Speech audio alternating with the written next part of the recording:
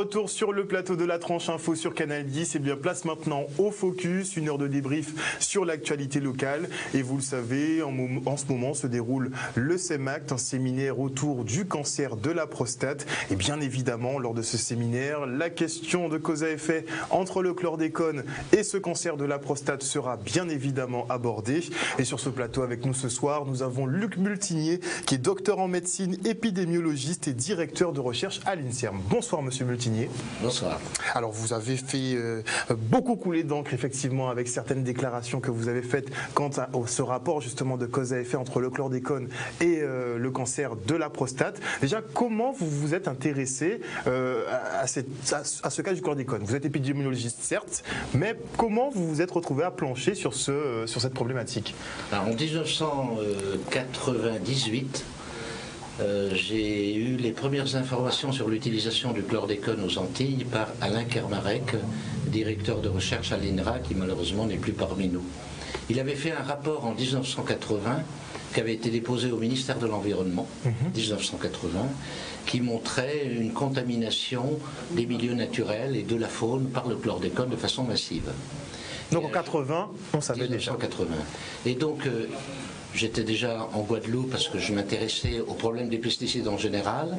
Et c'est là qu'il me dit, Luc, as-tu entendu déjà parler du chlordécone? Et je lui ai dit, jamais. Et il m'a transmis son rapport. Je me suis renseigné sur le chlordécone et je me suis dit, tôt ou tard, cette histoire va ressortir, évidemment. Et en fait, c'est 2 ans plus tard qu'on a redécouvert la présence du chlordécone dans les eaux de consommation, 1999. Donc moi ça m'a motivé, bien sûr, vu la toxicité de cette molécule, connue depuis le début des années 60. Donc depuis les années 60, on sait que le chlordécone est fortement toxique. Et reprotoxique, cancérigène et neurotoxique. On le sait depuis le début des années 60. Donc c'est la raison pour laquelle ça m'a motivé en tant que chercheur et avec l'aide de beaucoup de cliniciens, en particulier du CHU, de mener des recherches sur les conséquences sanitaires, parmi elles sur le cancer de la prostate. D'accord. Donc est-ce que clairement le rapport est établi, il est cancérigène, mais est-ce que le rapport est établi entre la prévalence justement de ces cancers de la prostate et l'utilisation massive du chlordécone? Alors vous avez utilisé le mot prévalence, je voudrais une première précision importante. Il y a effectivement beaucoup de cancers de la prostate aux Antilles. Ce n'est pas vraiment surprenant. On n'est pas tous égaux devant la maladie. Vous savez que la drépanocytose est une maladie génétique fréquente dans les populations d'origine africaine. Elle est très prévalente aux Antilles. En matière de cancer, il y a certains cancers qui sont plus fréquents ou moins fréquents selon les origines des populations, qu'on soit asiatiques, caucasiens, blancs ou noirs, pour faire simple. Il s'avère qu'on sait depuis plus de 50 ans que le cancer de la prostate est un cancer fréquent dans les populations d'origine africaine. On observe ça aux États-Unis, parmi les populations afro-américaines, ou bien les populations caribéennes qui habitent au Royaume-Uni, pour vous donner un exemple. Ça, c'est une question. Pour autant, la question du chlordécone et du cancer de la prostate n'a strictement rien à voir avec le fait que ça soit spécifique ou pas de la Guadeloupe. Je veux dire par là que si le problème du chlordécone avait eu lieu en France métropolitaine, dans une région comme la Bretagne, le problème serait exactement le même. C'est-à-dire, c'est la contribution ou pas du chlordécone au risque de cancer de la prostate. Donc, je voudrais séparer ces premiers éléments. Deuxième élément, vous parlez de causalité. Alors soyons clairs, la science, la médecine, ne peut pas apporter de preuves définitives et formelles. Le mot causalité a tout son sens. Il peut être utilisé dans le domaine judiciaire, lorsqu'un tribunal décide que, mais la science est quelque chose d'un peu incertain. Néanmoins, ce qu'on a fait depuis le début des années 2000, publié en 2010, puis des nouveaux travaux encore cette année, c'était de voir si l'exposition au chlordécone était associée à un risque augmenté ou pas de cancer de la prostate. On a réalisé ces travaux, ils ont été publiés dans la littérature scientifique, jamais contredits à ce jour, et donc, même si on n'a pas la preuve absolue, d'accord, ce sont des informations suffisamment étayées pour que les autorités sanitaires et les pouvoirs publics puissent développer toutes les mesures de prévention pour que la population soit le moins exposée possible à cette substance. Mais on a eu un double discours en début d'année avec Emmanuel Macron qui disait qu'il ne fallait pas parler justement de rapport entre chlordécone et cancer de la prostate. C'est d'autant plus surprenant que les recherches qui ont été réalisées en Guadeloupe, que ce soit sur le cancer de la prostate ou sur d'autres aspects de la santé, ont été réalisées par des chercheurs publics, je suis, avec des médecins hospitaliers du secteur public, sur des fonds publics et à la demande des autorités sanitaires qui nous ont demandé, écoutez, il faut qu'on en sache un peu plus, ce qui va nous renseigner. On a fait ces travaux. Et quand bien même on n'a pas la preuve absolue, j'en conviens, on a suffisamment d'éléments pour orienter les politiques. Donc, ce qu'on a entendu, ce que vous avez entendu au cours de ces 2 dernières années est quelque peu surprenant. Je m'arrêterai là dans mon commentaire. Alors, on va étendre un peu la problématique, puisqu'il y a effectivement le cancer de la prostate, mais on parle d'autres pathologies, notamment chez les fœtus, des malformations. Est-ce vrai ? Non, alors pas pour les malformations. Nous avons cette année publié un travail scientifique qui montre que l'exposition de la population, au niveau actuel d'exposition, tel que la population est soumise, n'entraîne pas de ce risque de malformation. Sur ce plan-là, j'ai entendu beaucoup de fake news pour utiliser une expression. Par contre, on s'est beaucoup posé des questions sur les conséquences pendant la grossesse et le développement de l'enfant. On a mis en place en Guadeloupe une vaste cohorte, qui est la cohorte mère-enfant Timoun, vous avez sûrement entendu parler. Et comme toute cohorte, elle apporte des résultats dans lesquels on montre qu'il n'y a pas de ce risque, et tant mieux. Je suis le premier heureux pour, en tout cas, relayer l'information qu'il n'y a pas de ce risque de malformation. Par contre, ce qu'on a observé, c'est une augmentation du risque de prématurité. Donc plus de préma. Absolument. Et par ailleurs aussi, je dirais, pas des troubles, mais en tout cas des feux oranges qui s'allument, qui clignotent, sur le développement des nourrissons. Et nous espérons avoir des informations un peu plus précises très prochainement, probablement l'année prochaine, car tous ces enfants ont fait l'objet d'un suivi. Et nous les avons suivis à l'âge de 7 ans, et nous sommes en train d'analyser toutes ces données cumulées. Donc il y a encore des nouvelles informations qui vont être apportées dans les semaines, enfin pas les semaines, mais les mois et années à venir. Donc on aura encore plus de précisions, mais qu'est-ce que vous recommandez justement à l'État ? Puisque bon, l'empoisonnement est déjà fait. Depuis le début, je vais dire, malheureusement, on ne peut pas faire marche arrière sur le plan sanitaire. Voilà, ce qui est fait est fait. Bien. Qu'est-ce qu'on doit faire ? C'est la seule recommandation que je me suis permis, que je dis constamment, c'est que tous ces travaux qui montrent qu'il y a quand même des risques augmentés liés au chlordécone, qui le suggèrent fortement, je dis bien qui le suggèrent fortement, on n'est pas la preuve absolue, je ne suis pas divin, eh bien, doivent conduire à que l'État, les services de l'État, les services de santé, fassent tout le nécessaire pour que tout à chacun, tout citoyen, puisse vivre, consommer ce qu'il veut, manger ce qu'il veut, boire ce qu'il veut, sauf peut-être pas trop d'alcool, on est bien d'accord. Avec modération. Voilà, et ben avec modération, sans chlordécone.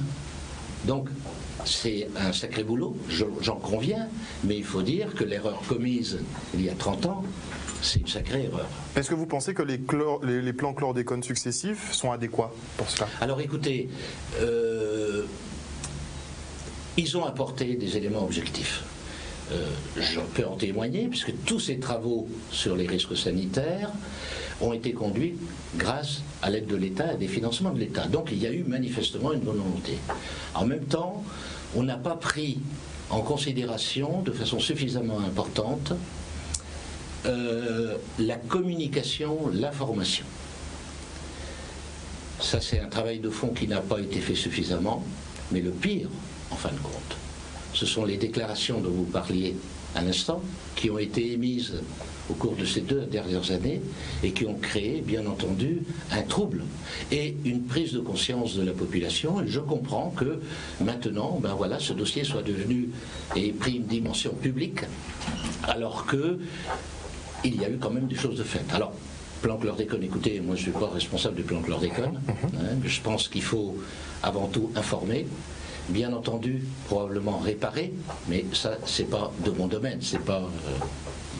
Alors, également sur ce plateau ce soir, nous avons les Moon Guadeloupe. Bonsoir Ludovic Tolassi. Bonsoir. Les Moon Guadeloupe qui travaille justement à une convergence des luttes avec la Martinique et la Guyane. Dernièrement, nous avons reçu une petite délégation des 500 frères et de Trop Violence. Ce soir, nous recevons justement le collectif Zéro Chlordécone. Bonsoir à vous. Alors, c'est Bertrand Anicia. Bonsoir. Et effectivement, nous travaillons avec l'association Zéro Chlordécone, mais nous ne faisons pas partie de l'association. Mais vous travaillez étroitement avec eux. Très bien. Est-ce que vous avez une question pour le docteur Luc Multinier, qui est justement directeur de recherche à l'INSERM et qui a mené une étude sur justement cette contamination en chlordécone et les effets sur l'humain? Alors, j'ai plus ou moins entendu ce que monsieur avait à dire. Maintenant, on sait qu'il y a le chlordécone, mais on sait aussi qu'il y a l'Azulox, puisqu'ils ont reçu des dérogations. Il y a aussi le glyphosate. Est-ce que vous ne pensez pas que, à l'heure où... parce que vous parlez d'erreur, et je suppose que pour moi, 92% de la population martiniquaise contaminée et 95% en Guadeloupe, c'est pas une erreur, c'est un crime. Pour moi. Maintenant, chacun voit midi à sa porte. Je voulais savoir si, pour vous, ce serait pas mieux de faire du zéro chlordécone carrément. Puisque vous vous dites qu'il faudrait que les Martiniquais consomment ce qu'ils veulent et que les Guadeloupéens consomment ce qu'ils veulent. Donc, effectivement, est-ce que ce serait pas plus intéressant, pour sauver des vies, de faire du zéro pesticide? Alors, vous soulevez en fait plusieurs questions. L'une de vos interrogations en fait rejoint ce que je vous ai commenté tout à l'heure, où je veux dire que moi, en tant que scientifique, la recommandation que j'ai faite au pouvoir public systématiquement à partir de nos travaux, c'est de dire faites tout ce que vous pouvez faire, ce qui est en mesure, pour réduire au maximum l'exposition des populations. Réduire au maximum. Le zéro absolu, c'est toujours un chiffre un peu mythique. Idéalement, c'est vers quoi il faut tendre. D'accord ? Quand je disais erreur, je parlais des erreurs de l'État, en autorisant, bien entendu, le chlordécone. Après, vous avez le droit d'utiliser les adjectifs que vous voulez. Enfin, c'est une erreur, c'est la moindre des choses. Ça nous a conduit à une situation qui est quand même un peu particulière. Vous avez prononcé le mot glyphosate. Regardez comment la question du glyphosate est on l'interdit, on ne l'interdit pas. Imaginons qu'on l'interdise, le problème est résolu dans les mois qui suivent. Le problème du chlordécone, ça fait longtemps qu'on l'interdit maintenant, et pourtant il est toujours là. Et il est où?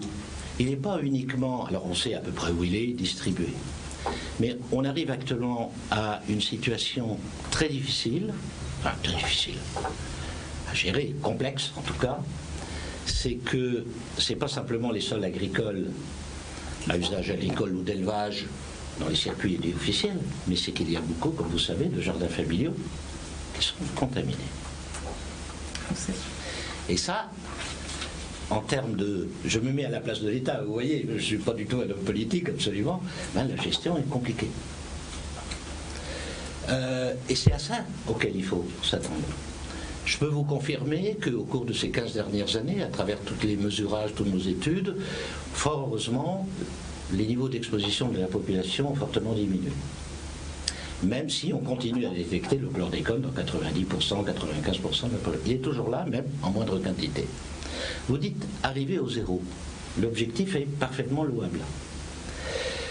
Mais il va falloir qu'il y ait un effort collectif, bien sûr que l'État mette les moyens, mais je dirais qu'il faut le citoyen aussi participe, et on compte sur vous, car il va falloir agir sur des circuits qui sont inhabituels en termes d'action. Vous pouvez dire à quelqu'un qui fait une culture, un produit, ben voilà, vous avez le droit ou pas le droit de cultiver tel légume racine ou telle production. Mais chez le citoyen qui a un jardin familial, qui lui sert en plus d'autosubsistance, qui plus est dans un contexte où les circuits informels, le don, le partage est très important. Alors excusez-moi, si je peux vous arrêter, mais il me semble qu'on n'a pas été empoisonné que dans le circuit informel. Non, alors, effectivement, moi je vous parle de la situation du jour d'aujourd'hui, où je peux témoigner qu'il y a eu des mesures de prise, fort heureusement, au cours de ces dernières années, mais que là, on arrive à, pas un culot d'étranglement, en tout cas une situation dans laquelle il va falloir que le service de l'État, disons, décuple ses capacités d'intervention, d'imagination pour résoudre ces problèmes-là. Et intervenir chez les particuliers également ? Alors, vous voyez que c'est délicat d'intervenir. Vous êtes, imaginez que vous avez un jardin, voilà, on n'a pas le droit d'intervenir dans notre propriété privée. Hein, clairement. Voilà, c'est la loi. Hein, moi, mais je crois que là, c'est pour ça qu'il faut qu'il y ait sur ce dossier extrêmement... Enfin, c'est mon opinion, sachant que ce n'est pas mon domaine de compétence, hein, vous avez bien compris, c'est mon opinion de citoyen, tout simplement. Là, il faut qu'il y ait une action positive de l'État. Quand je dis positive, c'est d'abord reconnaître l'état des faits, reconnaître tel quel aussi les conséquences sanitaires, ça ne sert à rien de remettre en doute tout l'effort qui a été fait, et puis entreprendre un débat constructif avec les citoyens, les représentations, les ONG, enfin tout, voilà. Il faut être constructif. Ce que je veux dire, c'est que le dossier est tel que il ne faut pas que se lamenter, il faut que tout le monde ait son rôle à jouer, y compris le citoyen et les associations telles que vous les représentez. Alors je vais poser une autre question, si c'est possible. On a tous entendu parler de la loi pollueur-payeur. Est-ce que vous pensez normal que ce soit l'État, c'est-à-dire nos impôts, qui payent en totalité, c'est-à-dire déjà qui payent les agriculteurs, ceux qui ont empoisonné les terres, et que la population même victime ne soit pas elle aussi, surtout elle, prise en charge à 100%, c'est-à-dire que aujourd'hui on sait qui a pollué. D'accord ? On connaît ceux qui ont pollué. Ils ont porté plainte, se sont portés partie civile. Il y a eu la commission d'enquête. Et aujourd'hui, on apprend quoi ? Que c'est l'État qui décide, qui dit, oui, et effectivement, on est responsable. On n'aurait pas dû donner les dérogations. Mais les coupables, ceux qui ont pollué, est-ce que vous trouvez normal que ça soit la population qui paye les empoisonneurs, alors que normalement la loi pollueur-payeur Sarkozy aurait dû être mise en vigueur déjà, et en plus qu'on ne soit pas encore classé catastrophe sanitaire. Ça aurait été, je pense, en France, ce serait déjà fait. Ça fait des années qu'on est dans la même situation. Donc est-ce que vous trouvez ça normal ? Non, alors... Beaucoup de questions, je me permettrai de ne pas répondre, parce que je suis avant tout un scientifique, je ne suis pas un homme politique. Vous avez des représentants de la société. Si vous avez des questions scientifiques, je veux dire, les professeurs et les docteurs qui ont participé à la commission parlementaire, vous avez les représentants de l'État. Je vous dirai, vos questions sont légitimes, et elles ont droit à avoir une réponse. Je voudrais simplement vous apporter un élément. Bien sûr, je veux dire, le principe du pollueur-payeur, il est là. Faites, comment dire, lorsque vous dites ce sont les agriculteurs. Mais vous savez, la plupart des agriculteurs, petites exploitations en particulier, ils ont utilisé des produits parce qu'on leur disait qu'ils pouvaient utiliser leurs produits. D'accord. C'est pas eux. On sait c'est pas l'agriculteur, c'est pas l'éleveur. On sait très bien qui. D'accord.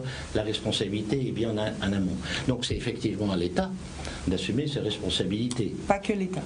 Pardon ? Pas que l'État.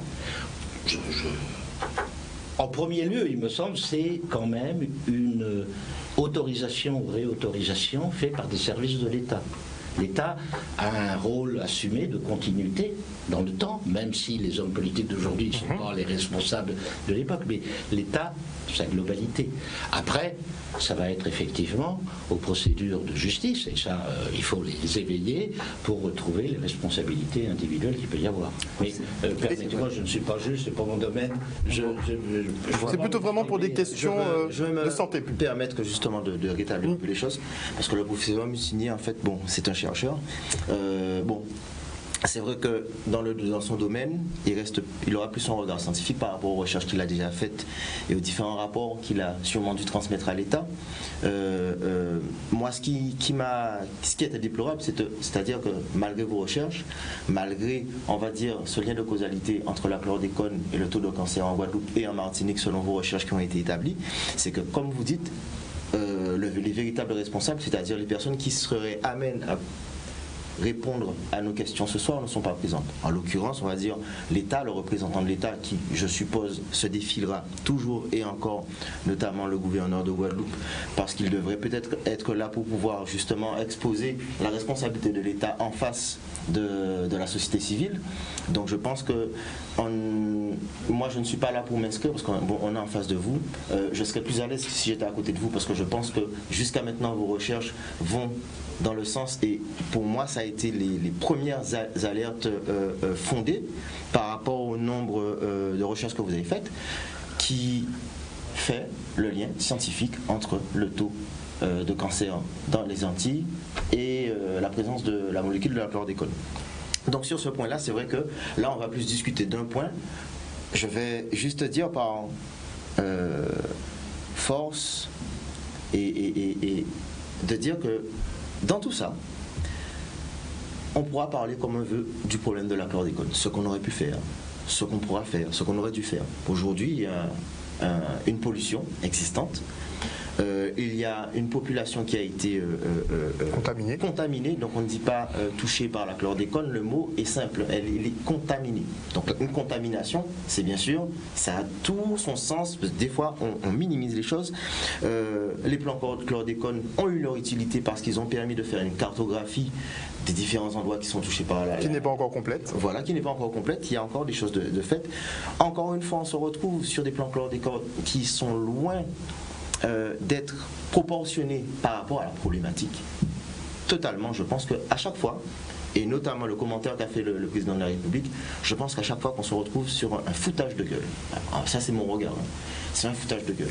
Les montants pour le plan chlordécone, le fait que c'est un président de la République, moi je ne pense pas que ce soit le plus con, bon, c'est sa réflexion encore. Mais je pense qu'il aurait dû faire preuve, parce que vous savez, au lieu d'avancer quelque chose, des fois c'est mieux de fermer sa gueule, la plupart du temps. Et c'est vrai que quand on avance un certain nombre de choses, à dire qu'il n'existe pas de lien de cause à effet, de ne pas dire que c'est voilà, je pense que c'était lors du grand débat, je crois, avec nos différents politiques qui, eux, sont toujours tenus par les couilles pour ne pas pouvoir répondre à ce pauvre type la plupart du temps. Donc c'est là où on arrive en Guadeloupe, c'est pour ça que la plupart du temps qu'il existe des mouvements comme le nôtre, qui, dans certains points, étudient vos recherches, pour pouvoir faire une base et un certain nombre de données statistiques et vulgariser un petit peu ce que vous avez fait de manière technique. Et d'autre part, on se retrouve face à une classe politique qui, elle, n'arrive pas à s'exprimer. On va dire que dès qu'on attaque le gouverneur de Guadeloupe, la plupart du temps, on finit en garde à vue, on a certains vieux dossiers qui remontent, et il y a tout un système de lobbyisme qui est créé en Guadeloupe. Notamment, vous avez dit que si demain on arrête le glyphosate, vous connaissez très bien le lobby par rapport au glyphosate, jusqu'à maintenant la loi n'est pas encore votée. On risque d'avoir une petite dérogation, vous pensez ? La dérogation est déjà faite. Mais on dit que si dans 3 mois on arrête le glyphosate, le problème est terminé. Non, parce qu'en 93 on a arrêté la chlordécone, et jusqu'à maintenant on y est. Mais est-ce que c'est pas la rémanence qui joue ? Oui, bien sûr. Du chlordécone. Non. Mais la volatilité du glyphosate, par contre, il faudra l'aborder. Ça, c'est assez grave. Oui, juste une précision. Il y a quand même une grande différence entre le glyphosate et... Vous savez, sur le glyphosate, je veux rentrer dans le débat, il y a beaucoup de controverses scientifiques. Je vais dire même scientifiques, je ne prends pas. Sur le chlordécone, il n'y a jamais eu de controverse scientifique. Jamais. Vous ne trouverez jamais des scientifiques qui remettent en cause quelconque. Alors que sur le glyphosate, il y en a qui pensent le contraire, pour des bonnes ou mauvaises raisons, peu importe. Une autre particularité, c'est que le chlordécone est une molécule extraordinairement persistante. Alors que le glyphosate, au bout de quelques jours, vous l'appliquez, ça disparaît, même dans l'organisme, au bout de 24 heures, si vous ingérez quelques jours, il disparaît, alors que le chlordécone, ça aussi, ça... Mais on dit que dans les sols, le chlordécone est rémanent pendant 600 ans et dans le corps humain. Il a ce qu'on appelle un temps de demi-vie, de 6 mois. Ça ne veut pas dire qu'au bout de 6 mois, il a totalement disparu. Ça veut dire que si vous cessez d'être exposé totalement à 100%, vous diminuez de moitié au bout de 6 mois, de ce qui vous reste de moitié encore au bout de 6 mois, et donc tout dépend d'où vous partez, et vous pouvez rester exposé pendant des mois et des années. D'accord. Or, comme on est dans une situation dans laquelle encore on a des vecteurs d'exposition sur lesquels on a peu d'action, enfin, qui sont les jardins familiaux, qui sont la pêche informelle, tout ce qu'on appelle les circuits informels, on est toujours en exposition régulière et permanente, et c'est là où il faut agir, vous voyez. Alors, je ne dis pas que ça soit simple, mais en tout cas, il faut agir. Juste pour conclure un peu sur ce que vous disiez, je répète ce que je disais au début. Nous, les scientifiques, on n'a pas la prétention d'apporter la certitude absolue. On apporte des éléments raisonnables qui sont faits selon les règles de l'art, publiés dans la littérature scientifique. Et en plus, qui ont été demandés par les pouvoirs publics. Donc ces informations, même si on n'a pas la certitude à 100%, elles devraient être là pour éclairer les pouvoirs publics. Et c'est vrai que, je répète, les événements de ces 2 dernières années, dans lesquels la parole publique est parfois la plus élevée, remet en cause ces choses, je comprends que le citoyen soit tout à fait perdu. Il n'y a pas que le citoyen, le scientifique aussi. Alors, excusez-moi, quand monsieur parle de circuit informel, j'ai un petit souci avec ça. Désolée, à chaque fois, j'aurais à vous reprendre sur ça, parce qu'on a quand même bu pendant 10 ans de l'eau chlordéconée dans nos robinets qui n'était pas si informée oui, que alors ça. Ça c'est les failles du système. Vous savez que malheureusement... Mais il n'y avait pas que ça, non? Oui, non, mais malheureusement, les eaux de consommation, je parle en particulier en Guadeloupe, que je connais un peu mieux, où toutes les eaux viennent du château d'eau, c'est-à-dire de Basse-Terre, malheureusement, ces eaux, les rivières, les captages sont fortement contaminées. Et en Martinique? En Martinique, je connais, c'est à peu près la même situation, même si c'est un peu plus... Rivière Capot et autres, Martinique. Donc, on est obligé à passer par des systèmes de filtres à charbon. Bien. Les filtres à charbon sont très efficaces, mais une condition, c'est qu'on les surveille et qu'on les change régulièrement. Donc, il faut de la vigilance, de l'entretien, et j'ai entendu dire qu'effectivement, de temps en temps, si les choses ne sont pas contrôlées avec la rigueur que ça mérite, on va se retrouver avec, pendant quelques jours, un peu de la molécule qui... Tout ça pour dire que le dossier est important, que je suis d'accord avec vous, je le répète, si ce problème de chlordécone avait eu lieu en Franche-Comté, en Bretagne ou dans la région toulousaine, je pense que la réaction des pouvoirs publics aurait été un petit peu différente. Pas un petit peu, on le sait très bien. Voilà. On se quitte pour une page de publicité, on revient avec nos invités en plateau.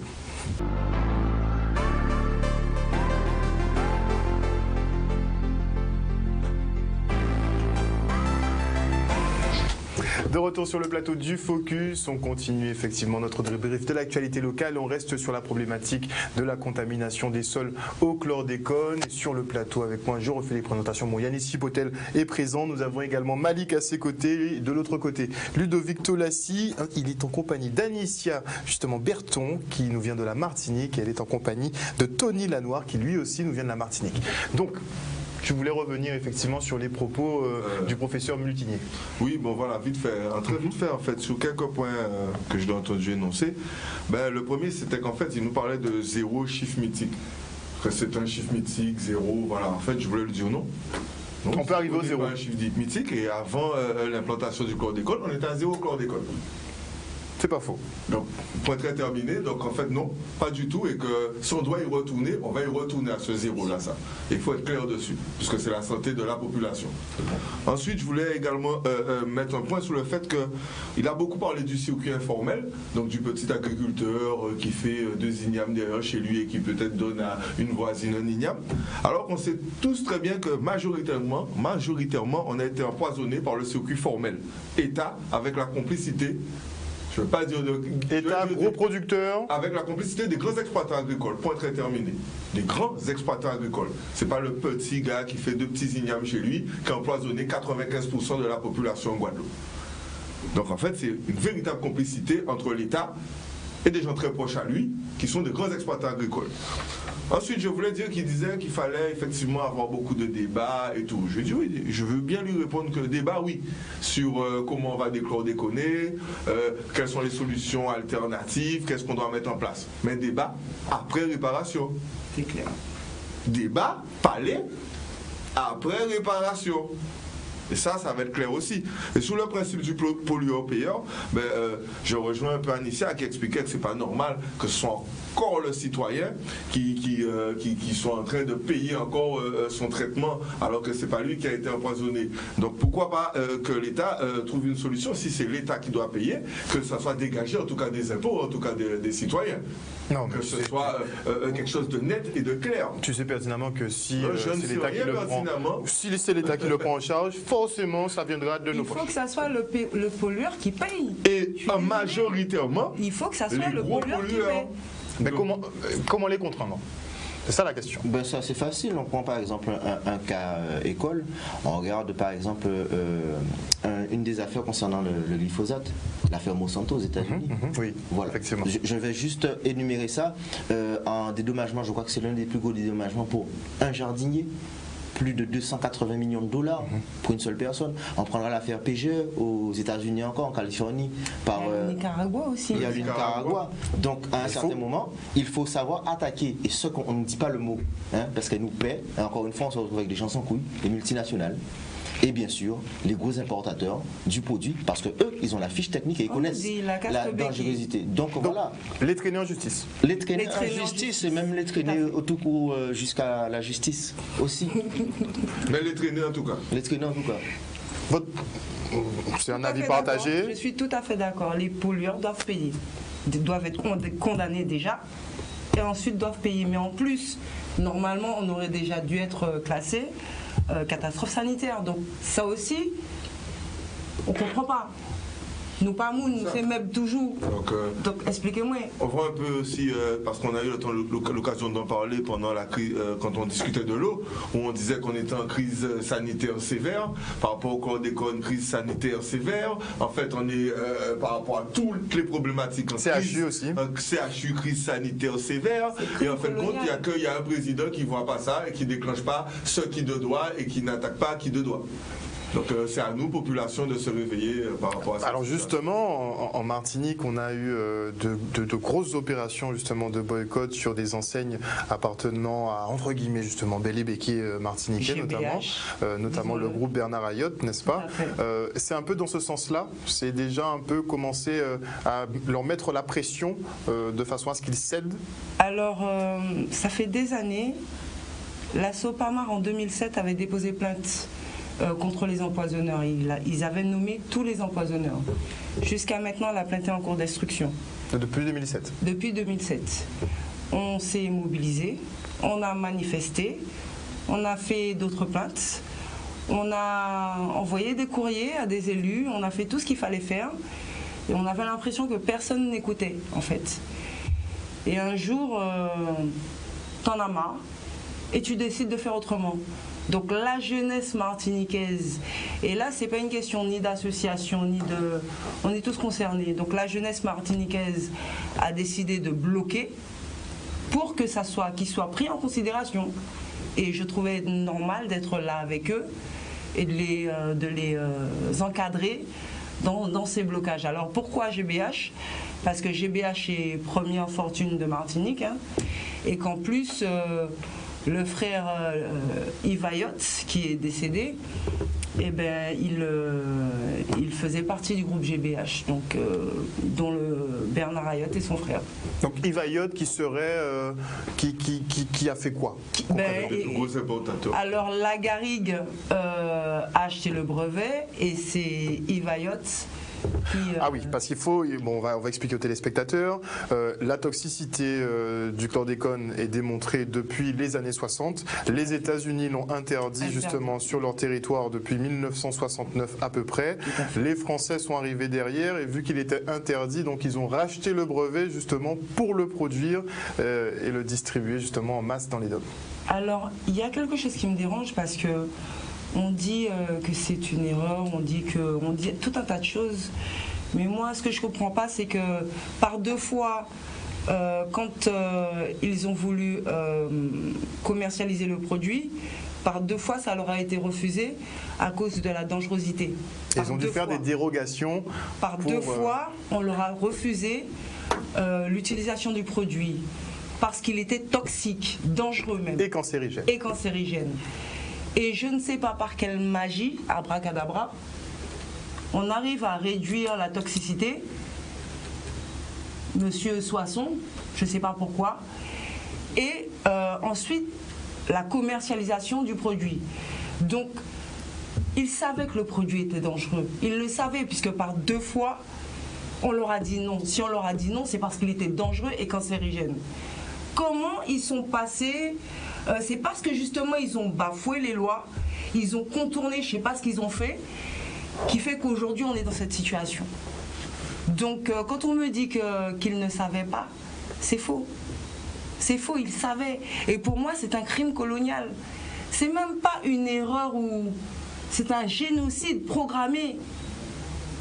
Ils savaient que le produit était dangereux. En Amérique, ils ne l'utilisaient plus à cause de sa toxicité. Ils ont contourné les lois, ils ont détourné, je ne sais pas, quelle magie, quel billet, quelle enveloppe ils ont donné.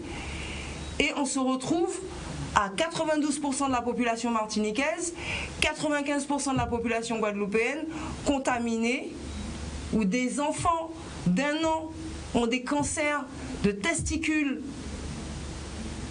Il y a un enfant qui a eu 3 opérations d'1 an, qui a eu 3 opérations, où des gens meurent, des jeunes de 17 ans meurent d'AVC. C'est-à-dire qu'il n'y a plus d'âge aujourd'hui. Et on ne parle même pas encore des ouvriers justement de la banane. Les ouvriers de la banane, tout à fait. Il y en a beaucoup qui sont morts aujourd'hui. Beaucoup. Et donc quand on me dit que ce sont nos impôts qui vont dédommager ceux justement qui nous ont imposé le chlordécone, je trouve ça inadmissible. Mais comme les choses avancent, effectivement, c'est un scandale. On parle même de scandale d'État. Ça, c'est clair et net. Alors, excusez-moi, les choses avancent. Plan 3, plan 4, plan 5, plan 6, plan 10. Moi, je trouve pas normal que ça soit des gens qui ont accordé des dérogations, qui nous ont empoisonné tout le système, qui choisissent des plans sans l'avis du peuple, en fait. Vous pensez qu'il y aurait dû avoir un transfert justement des fonds et que ça aurait dû être géré en local? C'est même pas une question de transfert des fonds. Déjà, on aurait dû demander au peuple son avis.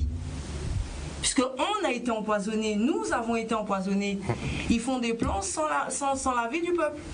Et ça, c'est frustrant. Non seulement c'est frustrant, mais en plus on ne fait pas confiance à des gens qui ont permis notre empoisonnement. Donc, c'est pour ça que vous pensez que la voie... Je ne sais pas pour vous, mais personnellement, moi on peut me donner les plans 200, les plans comme on veut, je n'ai pas confiance. Et je n'aurai jamais confiance. C'est vrai quand même qu'il y a une véritable défiance qui s'est installée, et avec raison. Avec les révélations de la commission d'enquête, voilà, on se comprend. Le professeur Mutinier qui disait que si les contrôles sont faits de manière régulière, on a quand même l'ARS qui a quand même joué un rôle dans le lobby pour cacher la chlordécone. Donc l'ARS, l'Agence régionale de santé. Donc pourquoi aujourd'hui tu as laissé faire, je te ferai confiance. Il existe un certain nombre de structures étatiques qui elles-mêmes ont participé au lobby, qui connaissaient la dangerosité. C'est ces mêmes sociétés, c'est ces mêmes structures qui sont censées aujourd'hui nous dire « Ah bon, je l'ai mal fait, mais aujourd'hui, tiens, ce matin, je vais me réveiller, en cas il fait bien. » Et à chaque fois, on se retrouve contre un tas de structures d'État. Là, il y aura peut-être des dommagements. Et si demain, ils disent « Bon, il faut 5 milliards pour pouvoir réparer ou décontaminer le sol », on va donner ça à quelle entreprise ? Qui met à cette entreprise-là? Encore les mêmes qui achetaient la chlordécone, parce que c'est eux qui ont les moyens d'acheter les appareils, ceux qui vont prendre les appels d'offres, ceux qui vont le pouvoir économique. À un certain moment, il faut avoir une analyse claire des choses. Et comment on casse cette chaîne-là?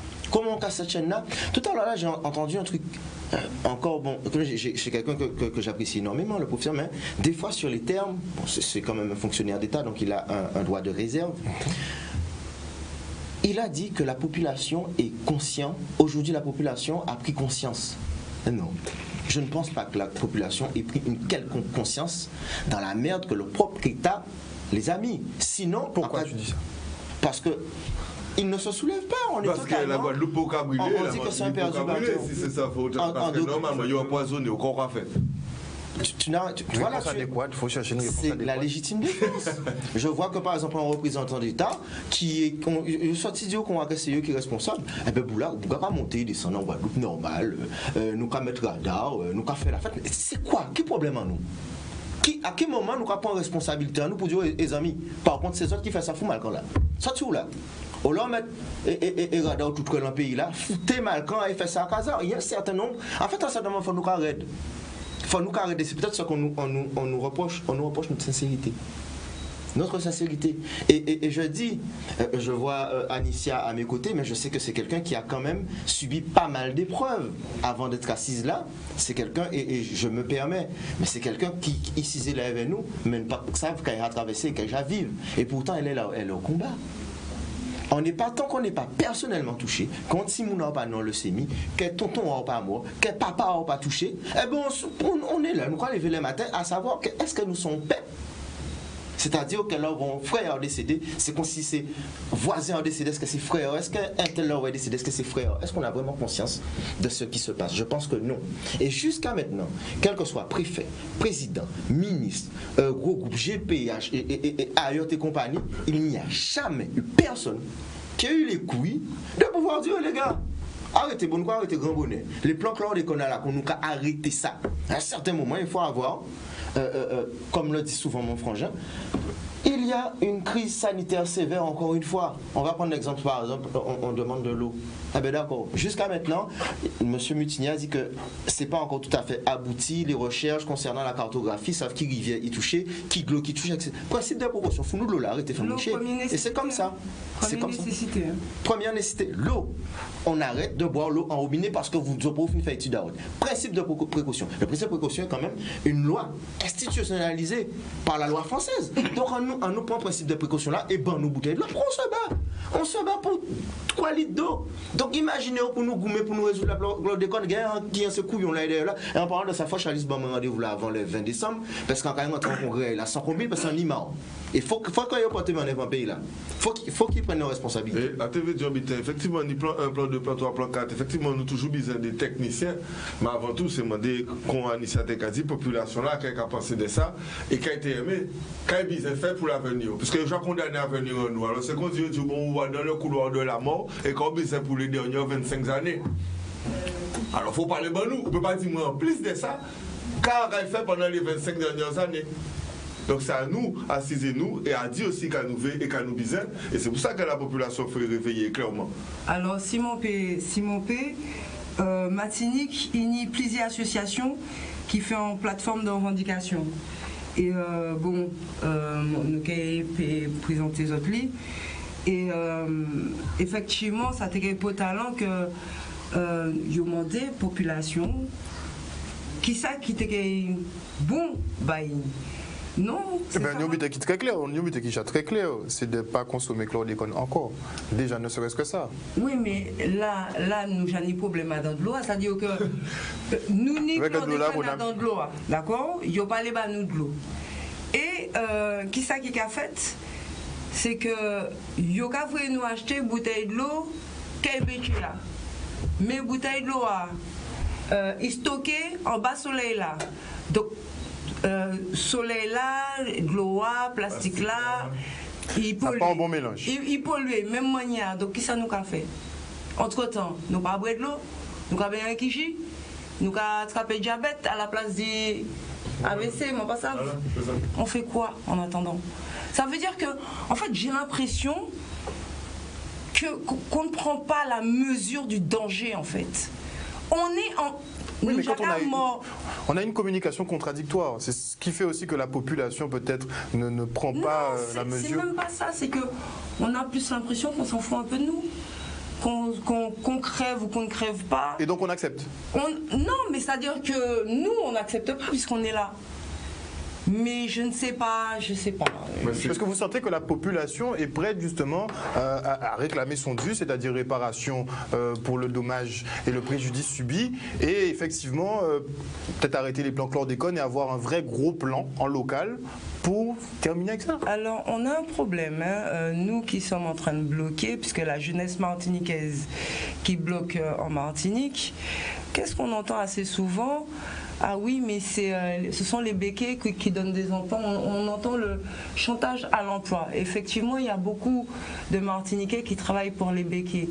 Et donc, à chaque fois qu'on bloque, ah oui, en fait, c'est le nec contre nec, puisque le groupe GBH, ils ont fait une réunion récemment. Ils ont invité 90% de locaux. Cette fois-ci, ils n'ont pas trop invité les Blancs, ils les ont laissés chez eux pour leur demander de faire la communication, les bienfaits du groupe GBH. Donc déjà, il y a du chantage, d'accord? Et à part le chantage, bon, il y en a effectivement bon, qui sont assez individualistes. Il y en a peut-être qui ne mesurent pas la gravité des choses. Mais et puis ils ont un peu masqué tout ça aussi avec cette espèce de consommer local mais pas local. Voilà. C'est-à-dire que Tizi Yom là qui sorti Costa Rica, au contraire, il pas fait en Guadeloupe, il pas ni chlordécone comme ou à Costa Rica. C'est vrai que il pas ni chlordécone. ni pesticide. Ou bien qu'il ni pesticide. Donc en fait, nous, avec le CETA, les lois de libre circulation, débat Europe là, ben il y a encore plus mêlé nous. C'est en gros, nous on faux filière. Mais pour continuer à empoisonner nous, puisque toujours est-il que nous ne connaissons pas nous manger. Alors que nous, ni agriculteur qui a fait agriculture certifiée. Bien-être en population qui a passé par nourriture, qui a mangé, et par monnaie qui a fait manger. Donc, c'est une solution. Une solution. Une solution, mais c'est les mêmes qui tuent nous, qui a fait l'argent en les documents là. C'est yo, c'est-à-dire que là qui tourné à l'entour alors qu'il y a des agriculteurs qui a fait certifier ou qui a plus de subventions ou qui a fait aussi ou peut faire permaculture en l'été. C'est ce qui est recommandé, Mais bon, ça encore, je sais pas, il y a eu des agriculteurs qui sont pas trop d'accord avec ça. Mais est-ce qu'on pourra résumer ça à un combat béquet contre Guadeloupe et Martiniquais ou bien on passe sur un système béquet, non. Il faut arrêter, c'est-à-dire que c'est pas un combat béquet contre Martiniquais. Effectivement, le crime continue. Ça, on va pas le nier. C'est le problème d'un comportement. D'accord?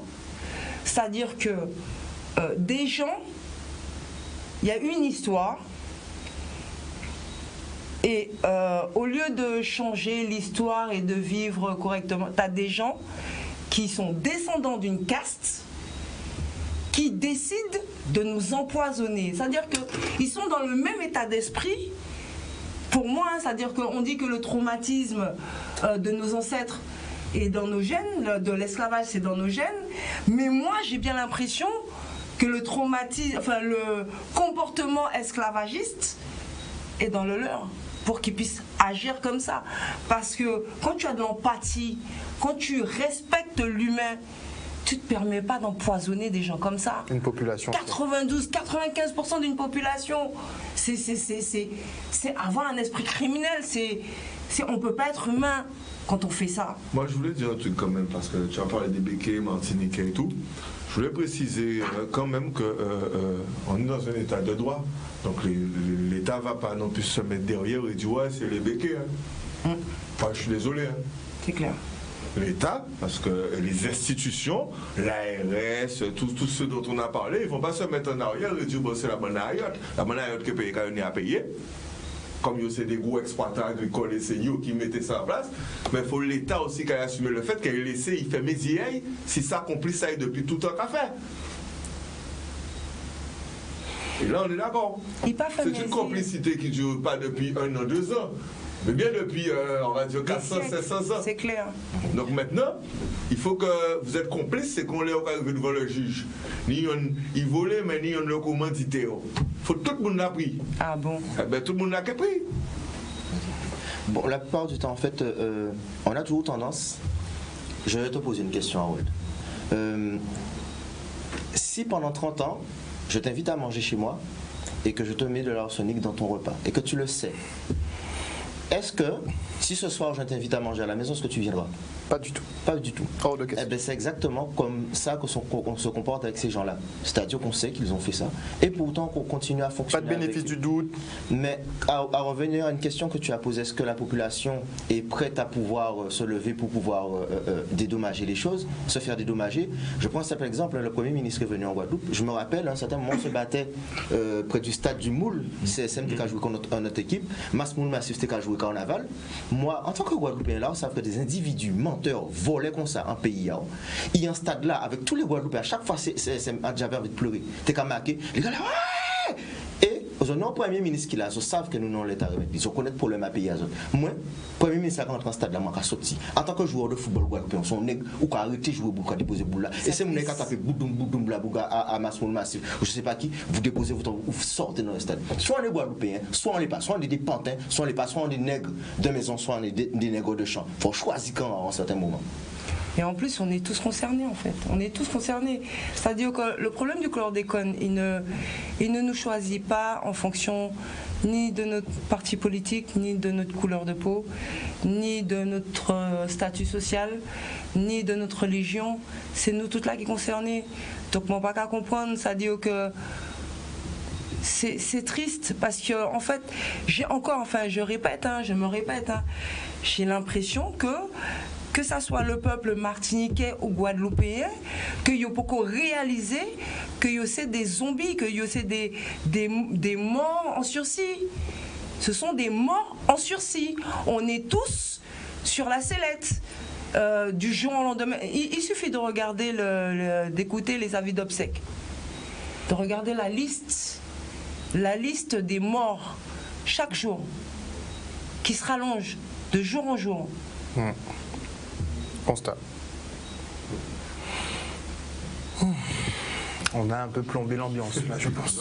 Non, c'est une réalité. C'est la vérité, c'est la réalité. Oui, ça constitue une réalité, mais... Et moi, je suis dedans. C'est-à-dire qu'aujourd'hui, je suis là. Mon ami Tony, il est là. Mais moi, j'ai passé 2 cancers. Enfin, je suis encore dedans. C'est-à-dire que tous les 2 mois, pendant 2 ans, j'ai une séance de chimiothérapie à faire. D'accord? Donc, je suis encore dedans. Et c'est-à-dire, je me bats parce que j'ai 4 filles et parce qu'elles n'ont pas demandé à venir au monde. Je ne sais pas ce que l'avenir leur réserve, si elles pourront faire des enfants, parce qu'il y a la stérilité aussi. Si elles ne vont pas y passer avant moi, d'un AVC ou d'un cancer. J'ai des amis qui ont perdu 6 membres de leur famille. J'ai accompagné des amis en fin de vie. J'ai des amis qui sont partis depuis au moins 7 ans. J'ai ma grand-mère qui est décédée d'un cancer généralisé. Elle a travaillé dans la canne, dans la banane. Elle a utilisé des pesticides sans protection. Et moi, je suis dedans. Donc imaginez, c'est-à-dire si je peux ouvrir les yeux des gens, si je ne sais pas ce que demain me réserve, mais si je peux essayer de les aider, au moins j'aurais fait ma part. Mais je me dis que c'était pas à nous de faire ça. A priori, non. On a des élus en Martinique, en Guadeloupe, soi-disant on a voté pour qu'ils puissent travailler pour nous. Même déposer plainte, ils ne sont pas capables de faire ça. C'est dingue. On est en train de génocider le peuple martiniquais et le peuple guadeloupéen. Et même déposer une plainte, ils ne sont pas capables de faire ça. Donc autant le faire soi-même. C'est-à-dire que peu importe la manière dont on fera les choses, aujourd'hui on n'a plus rien à perdre. On n'a plus rien à perdre. On est tous en train de mourir. On n'a plus rien à perdre. Merci beaucoup en tout cas d'être venu sur ce plateau ce soir et pour ces témoignages et de votre déplacement ici en Guadeloupe. Chers téléspectateurs, on est arrivé au terme de ce focus. À venir justement sur Canal 10, et bien Santé 10 avec Brigitte Zabarel. Une bonne soirée à vous sur Canal 10.